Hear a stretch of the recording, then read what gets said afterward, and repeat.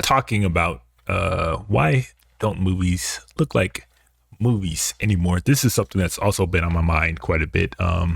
Obviously, with the introduction of super high resolution 4K, 8K, whatever, high resolution video cameras and just new technology in general that just make images clearer than they have ever been. It seems to be that movies have lost a certain magic or touch or feel to them that was the norm and was like the gold standard for a long time, and this seems to be kind of what it's jumping into. So let's check this one out. Let's go back in time to 1998 and look at one of the best shot movies of the 90s, The Parent Trap. What are you, fucking nuts? Yes, the family comedy starring Lindsay Lohan, directed by Nancy Meyers, That Parent Trap. And this movie looks good. This film was shot by Dean Cundey, the guy that shot The Thing, the same person that shot Halloween, Jurassic Park, and Apollo 13. And one of the reasons I chose this film in particular... I mean, crazy track record right out the back. Crazy track record of films that this guy has directed. So I'm not surprised that Parent Trap was filmed and shot like a banger. Because this is the type of movie that comes out now and looks entirely forgettable. Now look, there's a lot of generalizations being made about modern cinematography lately. We had that big blowout with Wicked. And it is a big mess. But here's the thing. It's not a mistake. Every choice in that movie... Was there a problem with Wicked? Because I actually saw Wicked in theaters.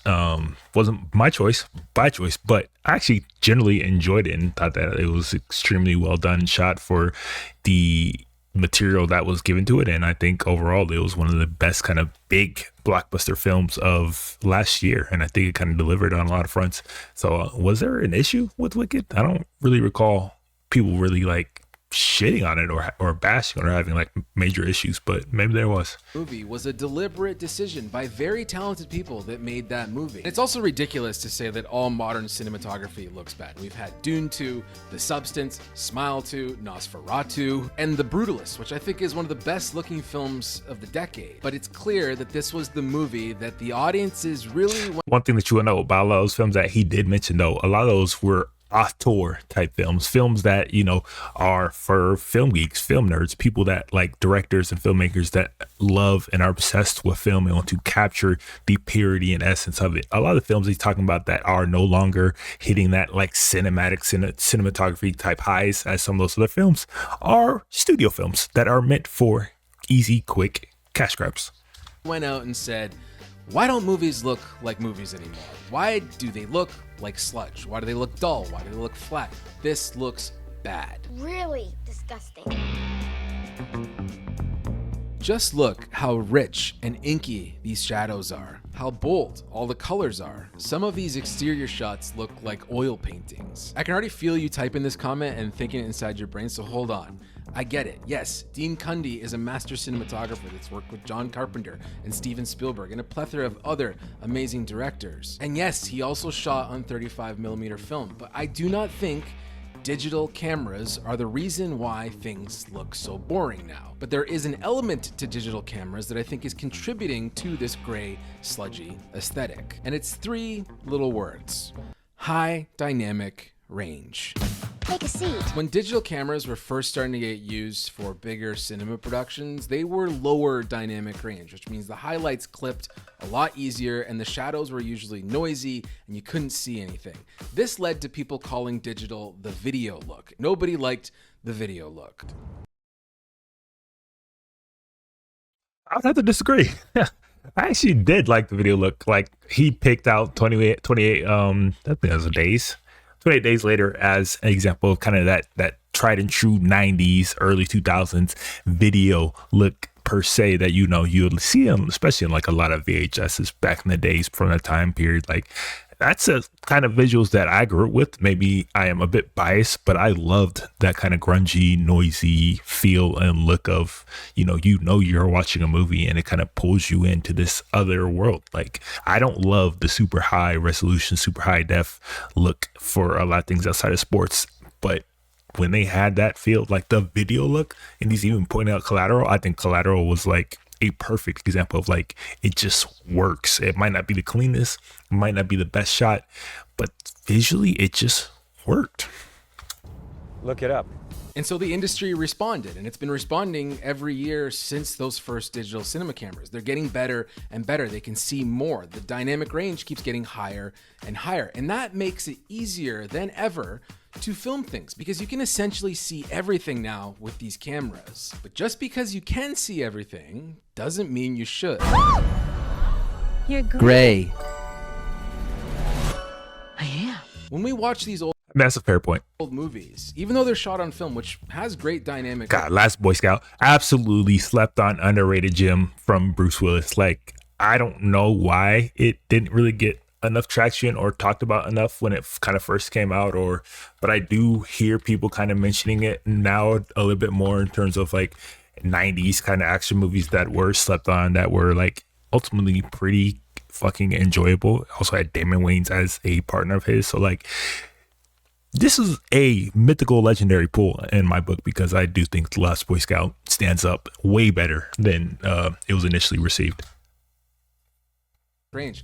There is contrast. The shadows are rich and dark. The highlights are bright and punchy. We clipped out windows all the time. Spielberg still clips his windows. And it creates such dynamic, interesting, and bold cinematography. Remember this movie from 2007? Just a little high school teen comedy called Superbad. I swear to you, for the longest Honestly, one of the best shot films that I kind of grew up with. I remember first watching Superbad, outside of the fact that it was absolutely hilarious, one of the funniest movies ever made, and perfect for that kind of era and time period, and just stands up to the test of time.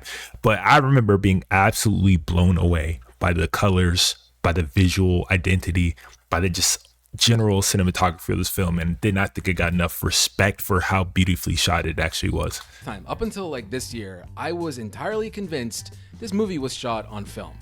It wasn't. I was wrong. This movie was shot on the Panavision Genesis HD. This is a camera that had less dynamic range than an iPhone. Not only does Superbad have great contrast, but look at the production design and wardrobe, the intentionality.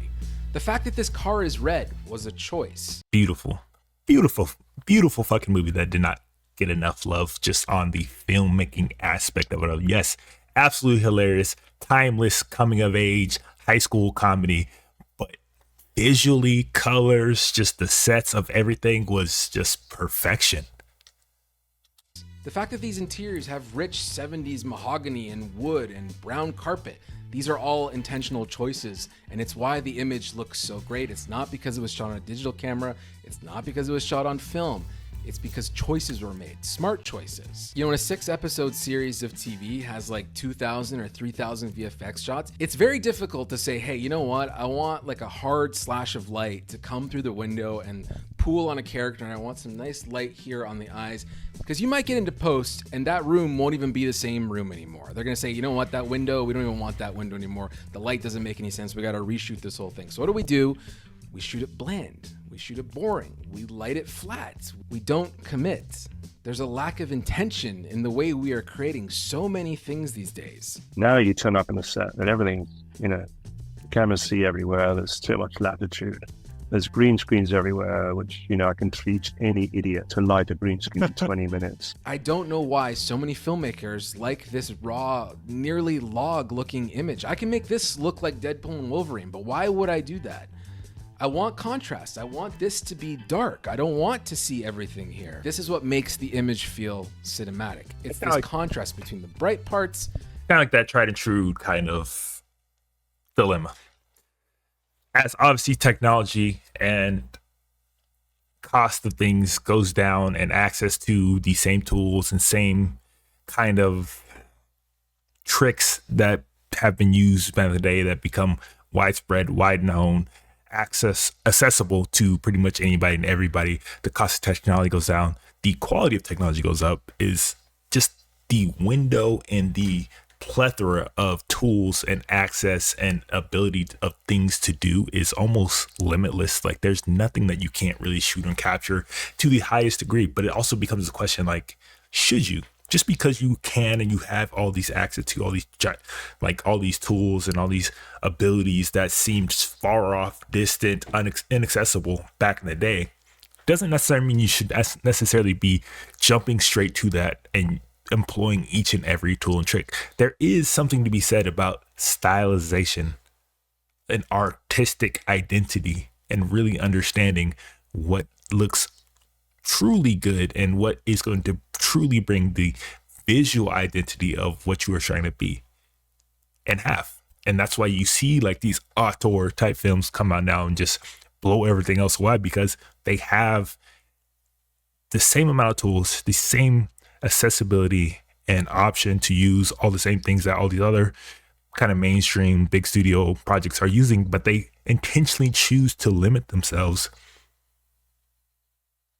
to create a visual identity and artistic kind of heart and soul to the look of what they're trying to make. And it stands out extremely well compared to a lot of these very digitized looking projects coming out these days. And the dark parts. If you just go on YouTube and watch some camera reviews, look at the comments, and don't do this because that's a scene you really don't want to be a part of these days, but go watch some camera reviews and look at the comments, and you will always see people saying, oh, the highlights look very digital, they're clipping a little too soon, I don't have enough detail in my shadows. Why do we need to see all of this? I also think we're legitimately losing the talent to do this stuff and the taste. I've joked about this before, but David Fincher's Seven is an example of a movie that I just don't think we know how to make anymore. I don't think there's crews out there or people, cinematographers, the directors. I don't even think David Fincher knows how to make this movie ever again, which is ironic because David Fincher is a pioneer at digital cinematography, and Zodiac is one of the best examples of what you can do with a digital camera. It was one of the first mainstream big budget movies shot on digital, and it still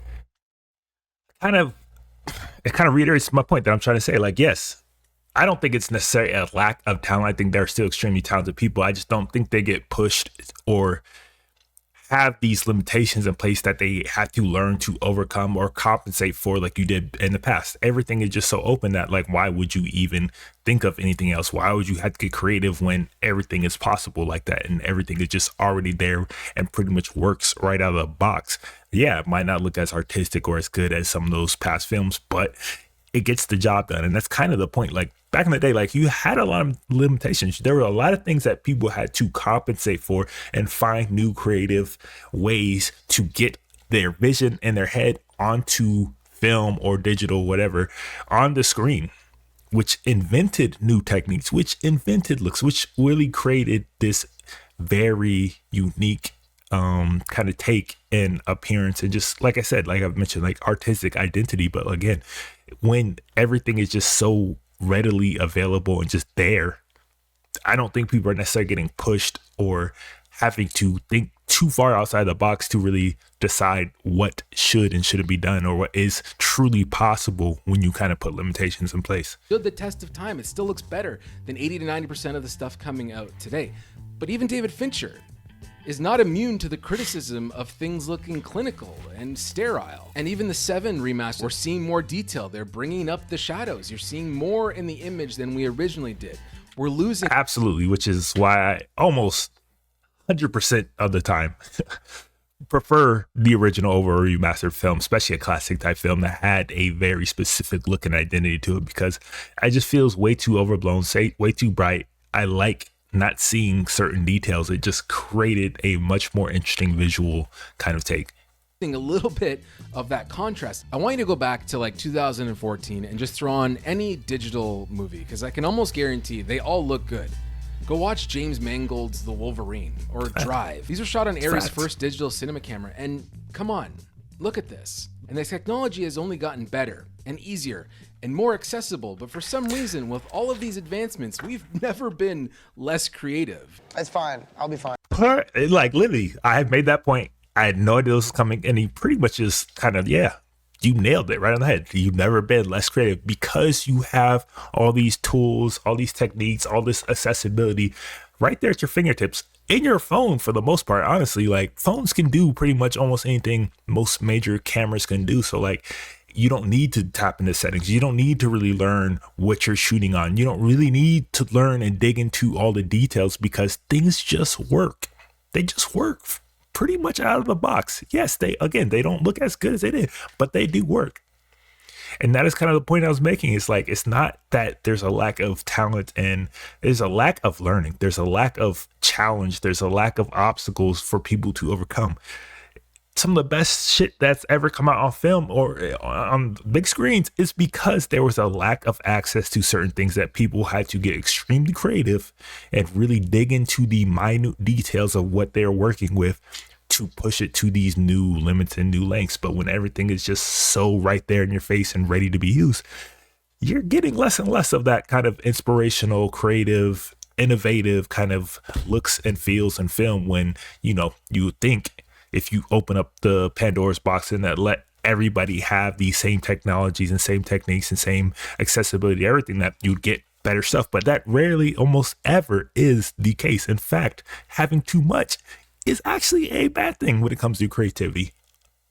99% of the time. Really disgusting. So look, I'm not expecting everyone to shoot exactly like Dean Cundy. I just want us to aspire to that greatness. And also, I sympathize with modern filmmakers. I get it. I want cameras to keep getting better because it makes it more flexible for us to make those decisions later, but we shouldn't be relying on it as a crutch.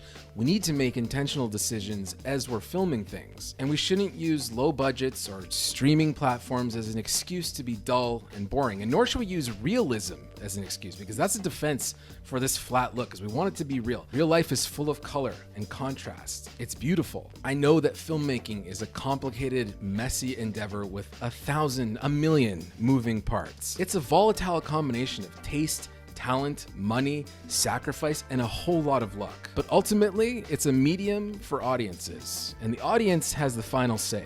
And it's pretty clear we want movies to look like movies. I mean, I couldn't agree more. I mean, straight out the back, like, one point I'll kind of say that is 1000% the reason that you don't get those same kind of feels and love and creativity across the board like you got kind of in the back in the day. Obviously, you had a lot of shitty movies still back then, but like for the most part, they did look good.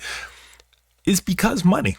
Because studios, like you said, streamers specifically, don't want to spend that much time or that much money or that much effort when they can just put out project after project after project. Because when you have a streaming platform that people expect new content constantly, it's a numbers game. Unfortunately, you're going to get way more slop and shitty movies and shitty projects that don't take the time, that don't put the heart and effort and intensity into it that you would see compared to some of the films in the past, because it just doesn't make monetary sense for these streamers to do that.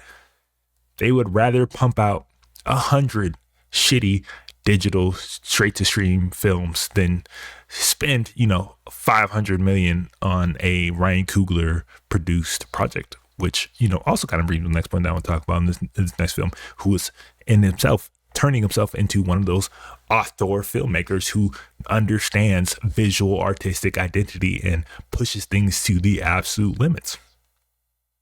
But overall, man, like, absolutely fire video.